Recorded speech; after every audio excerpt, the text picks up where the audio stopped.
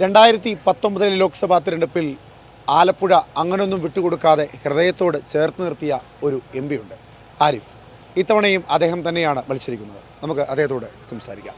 പ്രളയകാലാഗ്നിസ്വരൂപിണി ദുർഗതൻ നിടിലത്തിലവതാരമാർന്ന ചാമുണ്ടികേ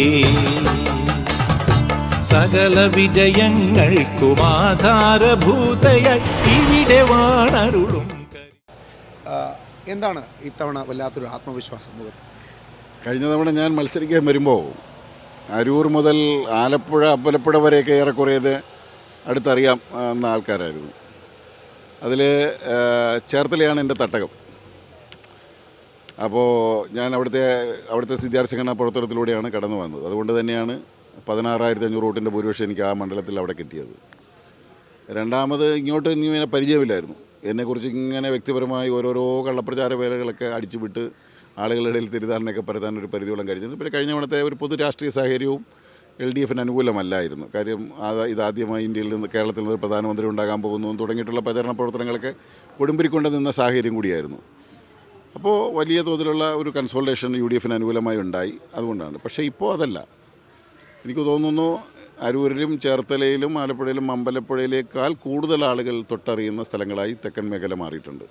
കായംകുളമായാലും കരുനാഗപ്പള്ളിയായാലും മറ്റു പ്രദേശങ്ങളായാലും.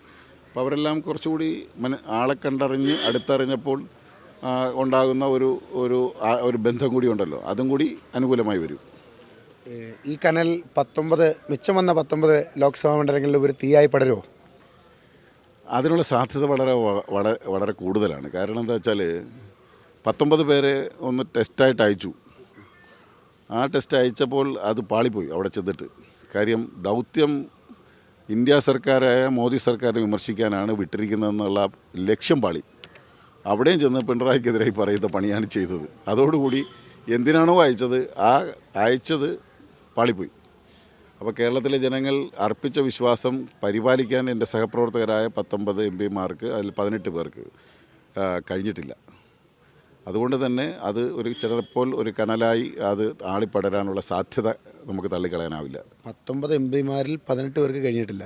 19 18 നമ്മുടെ ചാഴിക്കാടൻ കൂടി നമ്മുടെ കൂടെ വന്നല്ലോ. അദ്ദേഹം വന്നതിന് ശേഷം നല്ല ആവേശത്തോടു കൂടി നമുക്ക് വേണ്ടി വാദിച്ചു. അതുകൊണ്ട് ഞാൻ പറയാൻ കാര്യം.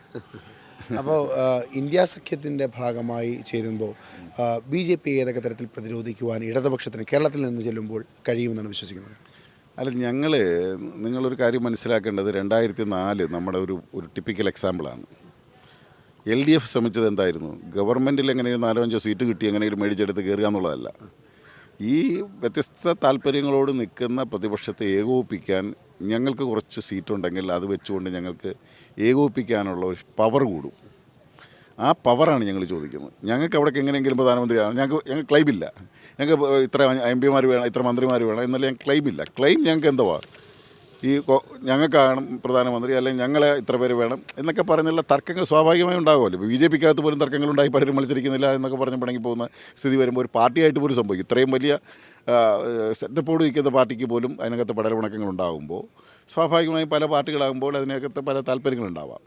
ആ വ്യത്യസ്ത താല്പര്യങ്ങളെ ഏകോപിപ്പിക്കാൻ ഏറ്റവും നല്ലത് ഇടതുപക്ഷത്തിൻ്റെ ശക്തി കൂട്ടി കിട്ടിയാൽ അതനുസരിച്ച് യോജിപ്പിലെത്തിക്കാൻ പറ്റും. AICC ജനറൽ സെക്രട്ടറിയായ KC വേണുഗോപാൽ ഇവിടുത്തെ MP ആയിരുന്നു. അദ്ദേഹം വരുമ്പോൾ കുറച്ചുകൂടി കടുക്കും, അല്ലെങ്കിൽ ആരിഫ് എന്ന ഇവിടുത്തെ ജനങ്ങളുടെ MPക്ക് കുറച്ചുകൂടി പ്രയാസകരമായിരിക്കുമെന്ന് കോൺഗ്രസ്സുകാർ പറയുന്നുണ്ട്. എന്താണ് എന്നോട് പറയാനുള്ളത്? അദ്ദേഹത്തോട് മത്സരിക്കാനാണ് കഴിഞ്ഞ തവണ എന്നെ തീരുമാനിച്ചത്. അല്ലാതെ സിറ്റിംഗ് MP ആയ KC വേണുഗോപാലിനെതിരായിട്ടല്ലേ എന്നെ സ്ഥാനാർത്ഥിയാക്കിയത്.